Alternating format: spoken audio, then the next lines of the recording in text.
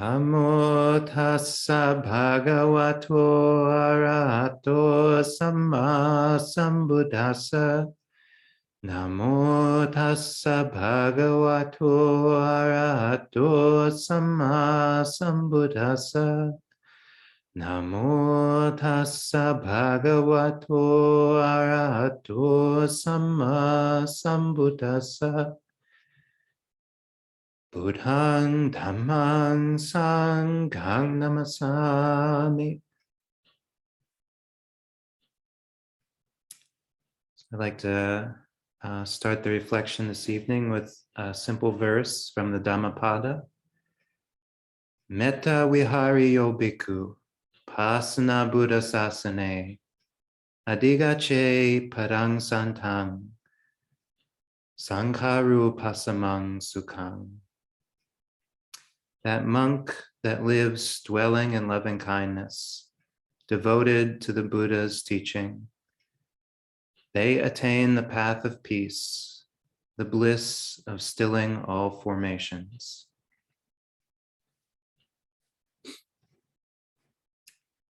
So this is a verse that has struck me repeatedly. I tend to cycle through the Dhammapada. It's just a nice collection of little verses that can remind us of what it is we're doing. And every time I come across this simple verse, it strikes me. It feels quite profound. And that's what I like most about the Dhammapada, is in the fewest possible words, you can explain what this is all about. And probably the reason it strikes me is because it refers to the path in a way that seems very straightforward and very simple. And this is the way I tend to relate to it. There is kindness, there is faith, there is peace. And that peace comes not from getting things, but from being happy with seeing all of the structures that we create subside. And so this is the curious thing that we do as Buddhists, as spiritual practitioners. We seek out that happiness that comes not from having or from attaining or from getting something, but from letting things go, from seeing things achieve a sense of completion or sense cessation, of finishing things, of releasing things. And there's, you go on Buddhist sites, you listen to Dhamma talks, there's all this stuff about the path.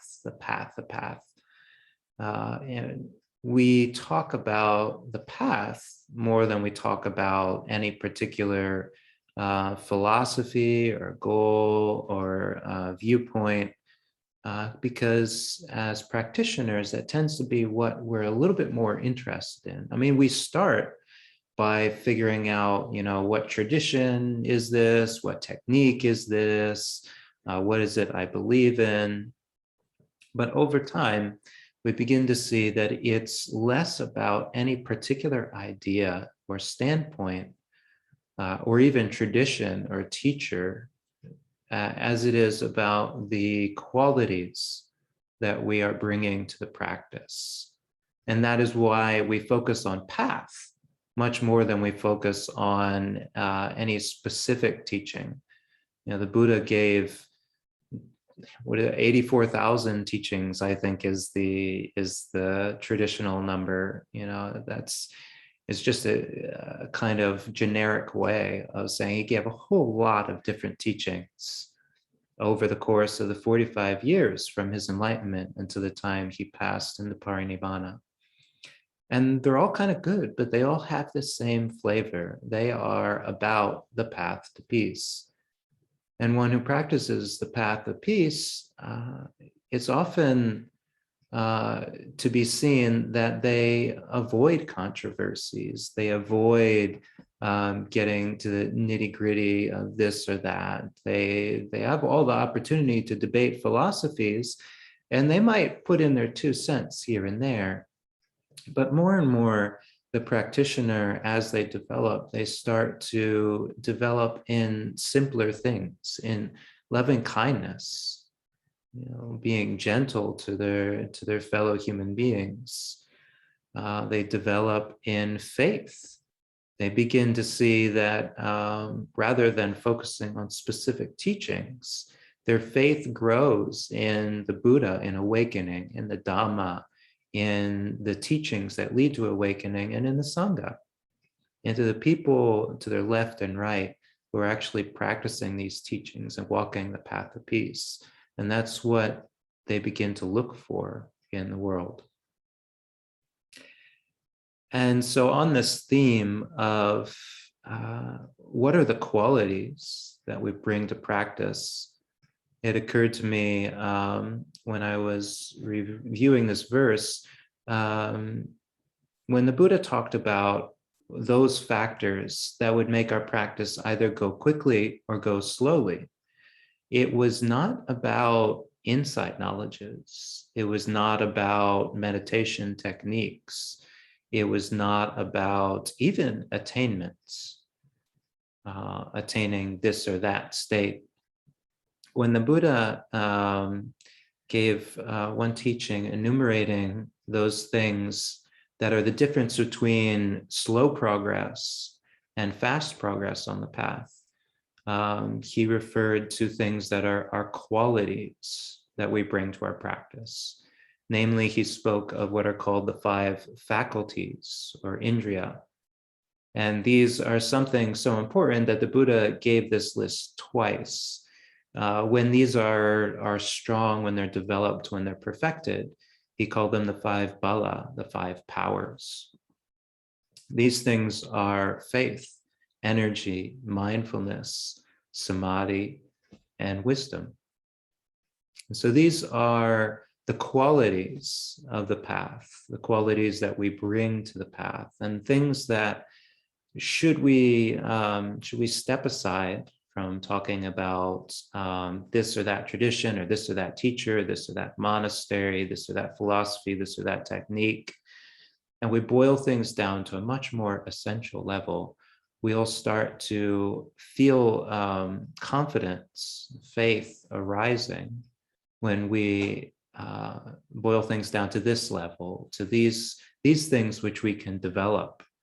These are the things which we will bring to any particular activity. If we spend time in a particular sangha and we've developed these 5 faculties, then our time in that sangha will be more fruitful. If we develop a particular meditation technique and these 5 faculties are strong, then we will get progress with that technique, even if that technique is not necessarily perfectly suited to our character. And if we're interested in attainment, well, it's from the Buddha's own mouth that these are the things that will speed us along. Like if we attend to developing the 5 faculties, then we will get to our goal more quickly. And so to look at them just a little bit each in turn, the first is faith, saddha, and confidence. This is a very beautiful quality, and I thought the phrase pasana buddha sasane, with faith in the Buddha's teaching or the Buddha's dispensation, this really qualifies those people that really inspire me when I come in contact with them. They're people who are just full of joy and confidence in the Buddha, Dhamma, and Sangha. The very interesting thing is we see these people in all of the 3 branches and all of the different techniques and lineages and teachers, every possible way of dividing up the Buddha's dispensation. You will find people with this beautiful sense of faith. Now, saddha is also it's also translated as confidence, because what this comes down to is, do we have confidence in the Buddha, Dhamma, Sangha? Do we Now, even if our path veers away now and again, even if we experiment with things that might not necessarily have come, down through the ages as Buddhist tradition or Buddhist techniques or Buddhist philosophy, after we've tried them out, do we still kind of circle back to the Buddha, Dhamma, Sangha, to the triple gem? This is a quality of faith. We develop an understanding over time of those things which are for our benefit. It's not to say that we have to become card-carrying Buddhists and go for the 3 refuges every single day and make this an identity in and of itself. Well, faith really goes beyond identities. True faith is the freedom from identification. Is to say there are these things that are outside of us, that are reliable, that are stable. The sense of awakening, of truth, of community, it's always there. It can always be turned to. And even when we don't quite have a sense of the next step that we need to take in practice, this is always a great go-to. To look, well, how can I just draw closer to these 3 things? And if we do that, we will find that whether it takes a bit of time or whether it happens quite quickly, we'll get back on track and we'll get a renewed sense of what it is we're to be doing. Because this is actually what saddha, or confidence, is all about. It's about being really clear about what it is that we're doing and what it is that is beneficial. The second faculty is virya, or energy. And as I was noting yesterday when we were discussing this at the tea time, is that in energy, or virya, shows up in a lot of the Buddha's lists. It's in the Iddhipada, it's in the Five Faculties, the 5 powers. It's in the paramis. There's so many instances where energy is pointed to as an essential part of the path.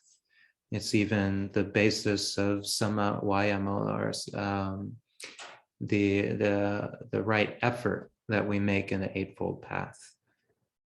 But it's very interesting to note that in none of these lists does energy come at the beginning of the list. Because energy in and of itself, if it's misdirected, can be quite unproductive, can even be harmful. So we have a grounding quality like faith, or grounding quality like chanda, interest, grounding qualities like right view, that help us direct and get a sense of where our energy is best put. But then the energy itself and our ability to increase the amount of effort and sincerity that we put forth in our practice, this is really a power, a quality of noble beings.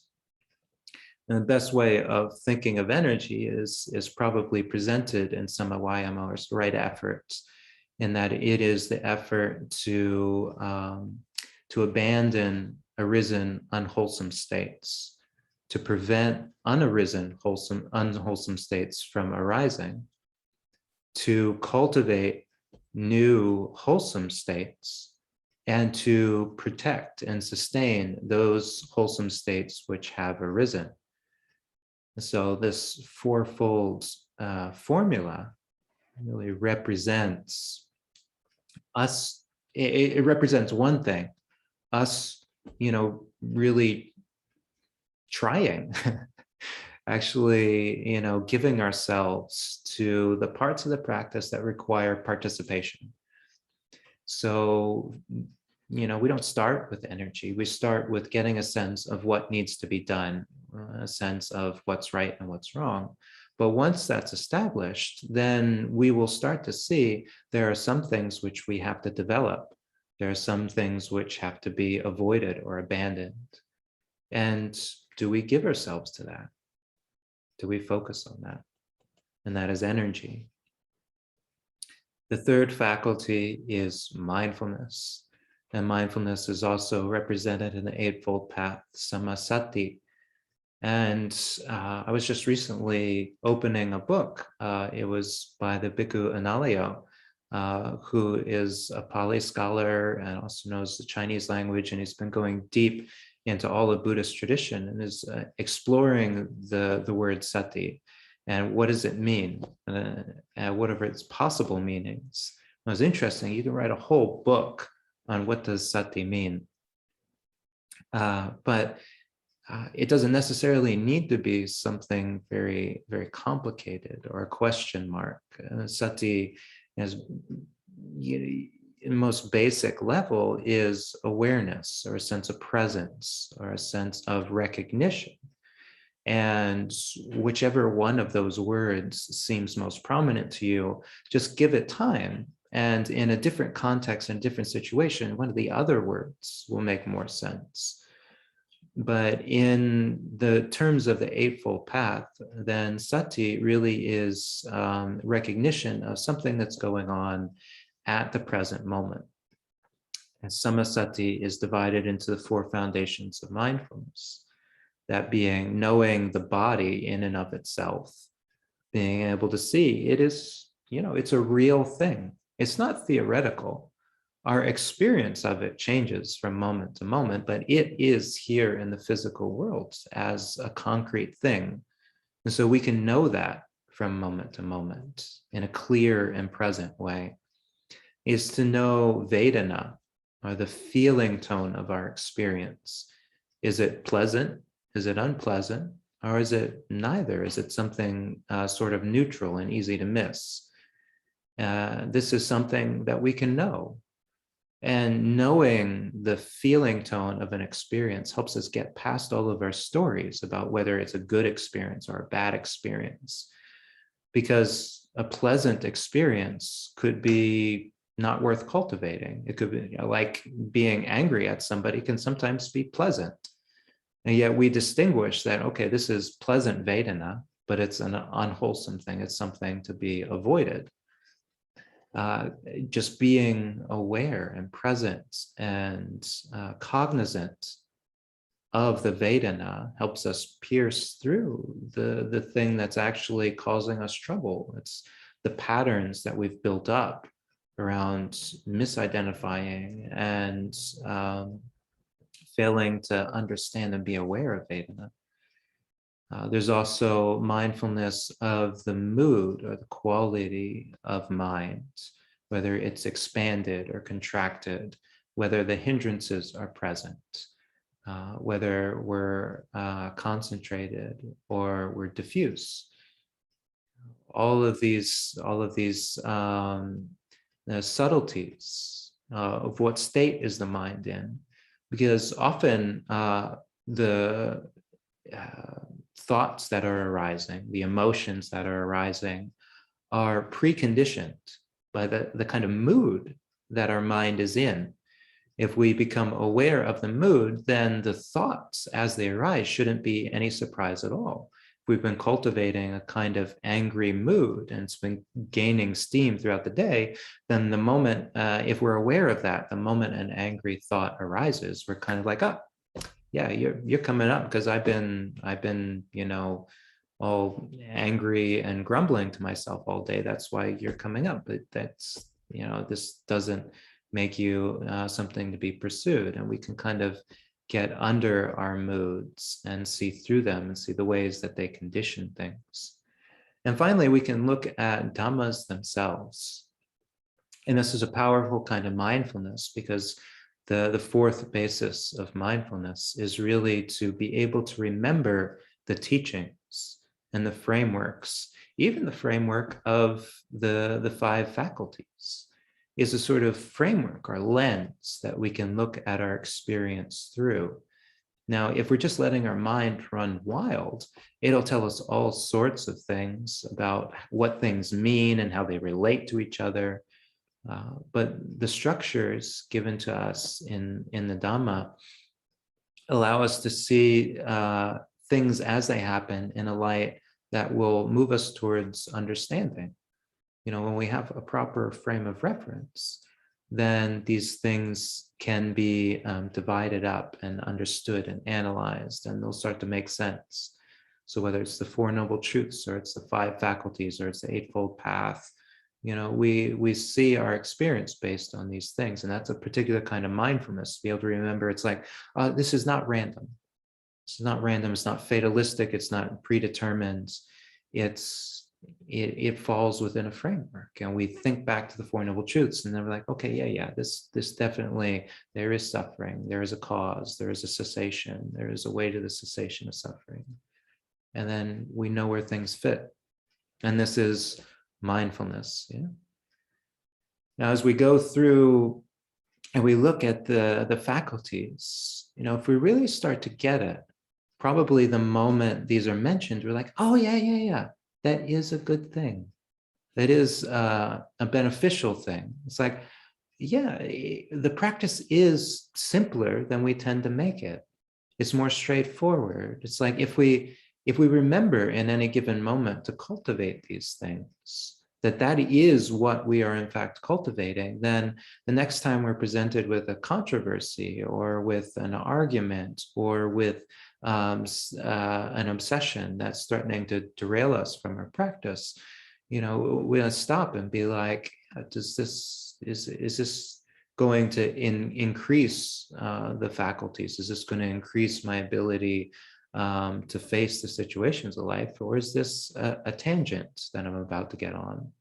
And seeing that, we get back on track. The stronger these are, the quicker we get back on track, because they're more essential. They are the basis of the path itself and what we're doing. The fourth of the faculties is Samadhi, and I didn't translate it outright because there's the common way of translating it is concentration, and that's not an invalid way of translating it, but I tend to translate it as composure, because the quality of Samadhi is that quality which allows us to link periods of sati or mindfulness together. Samadhi is the ability of our mind to deal with changing situations and to not be thrown off by changing situations. Our samadhi is the stability of our mind. It's our resistance to the hindrances, to those things which try to distract us or derail us.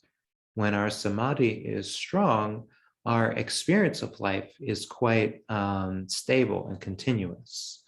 It's very clearly more peaceful, more calm, and more composed. That's what samadhi gives to us. And most people in the modern day are coming to Buddhist practice through the avenue of meditation, because they're noticing that in their lives a lot of suffering is coming from being so scattered. And meditation is basically exercises that get you to sit here and pay attention to one thing for a little while.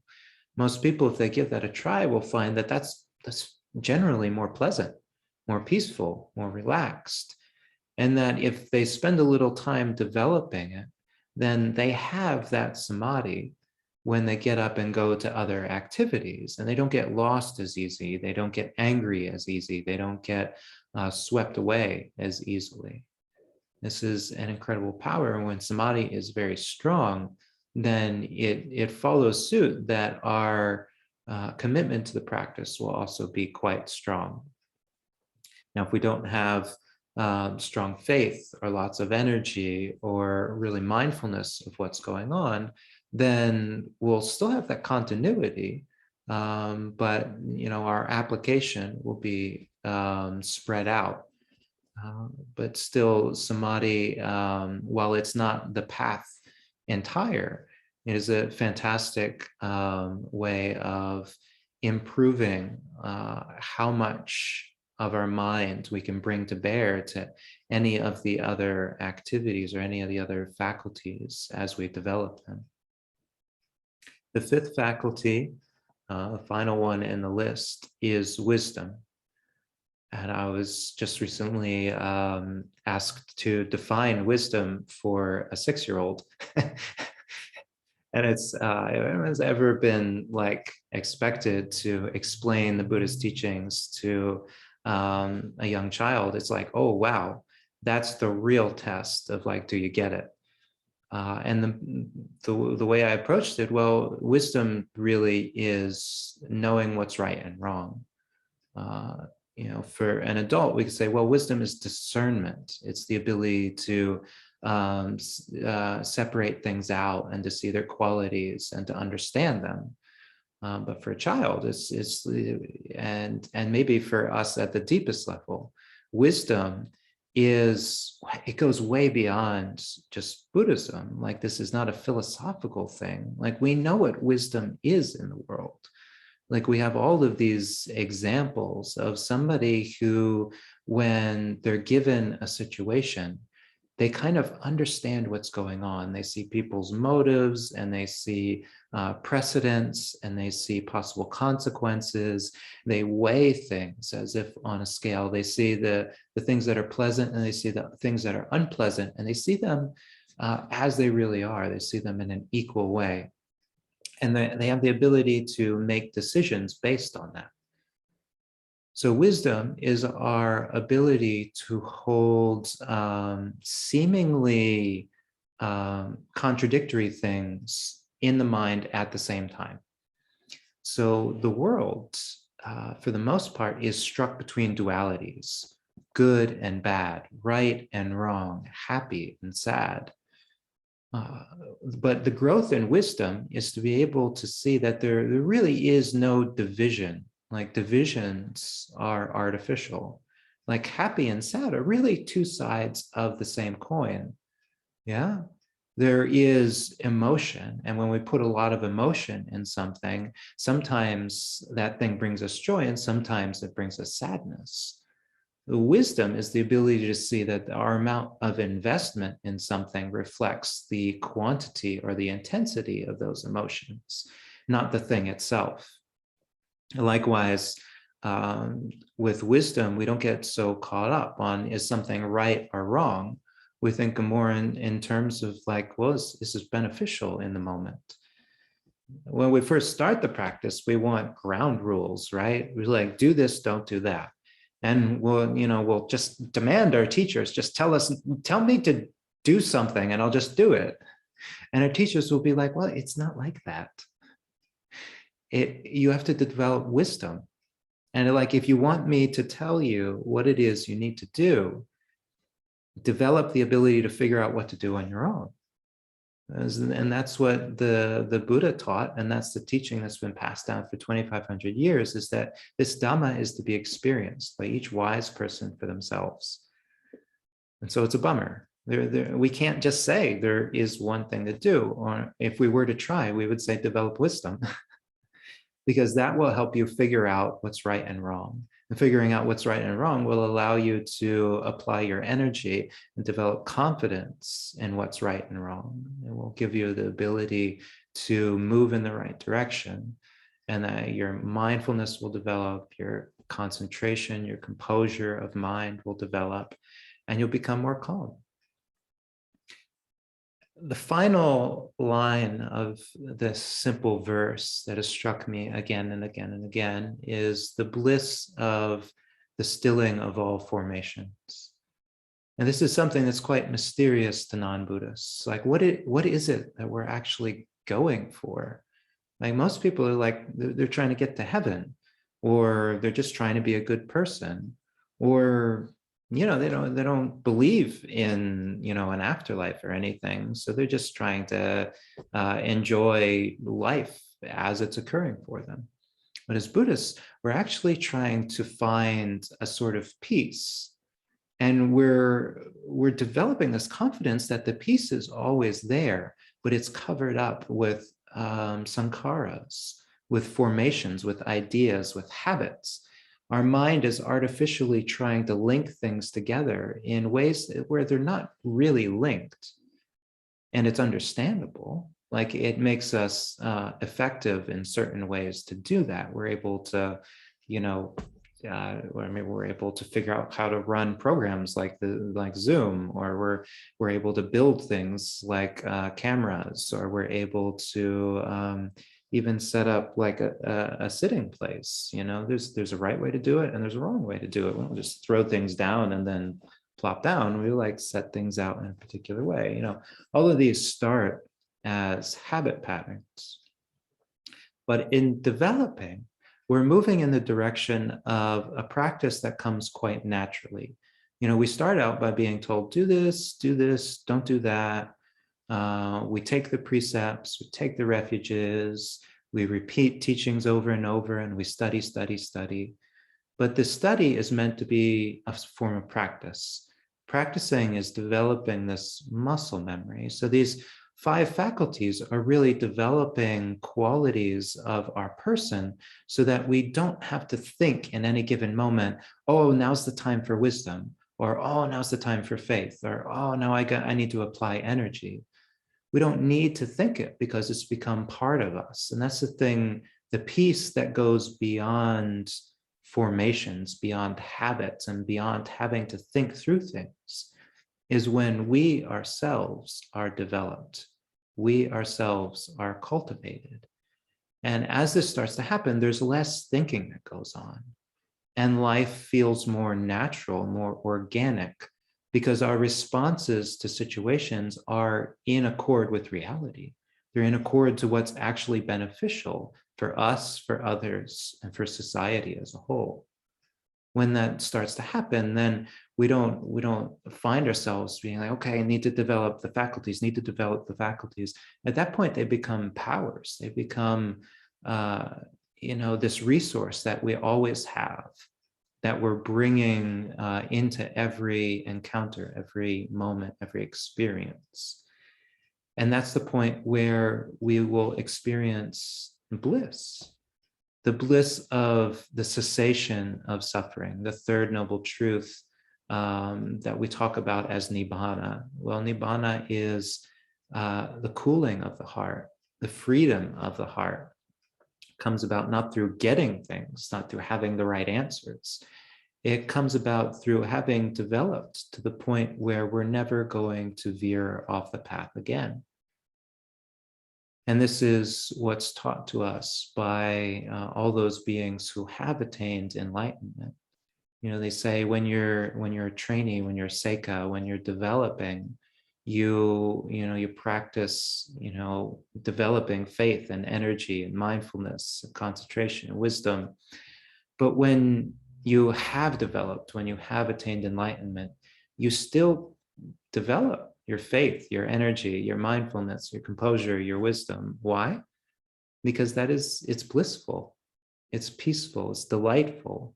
It makes you more effective in each situation. And so if something's good, why would you ever stop doing it?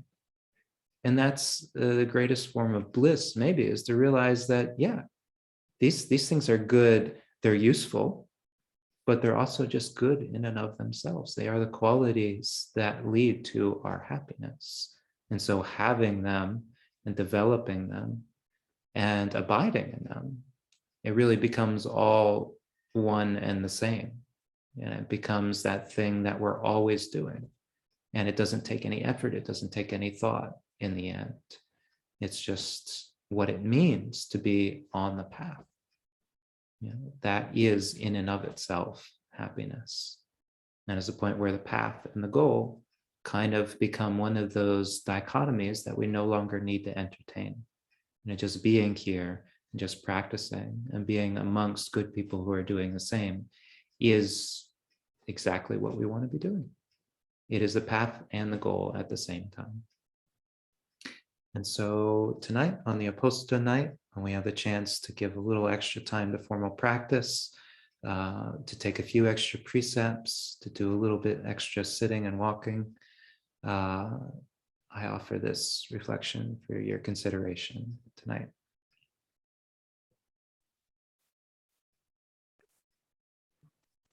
Sadhu, sadhu, sadhu. Sadhu.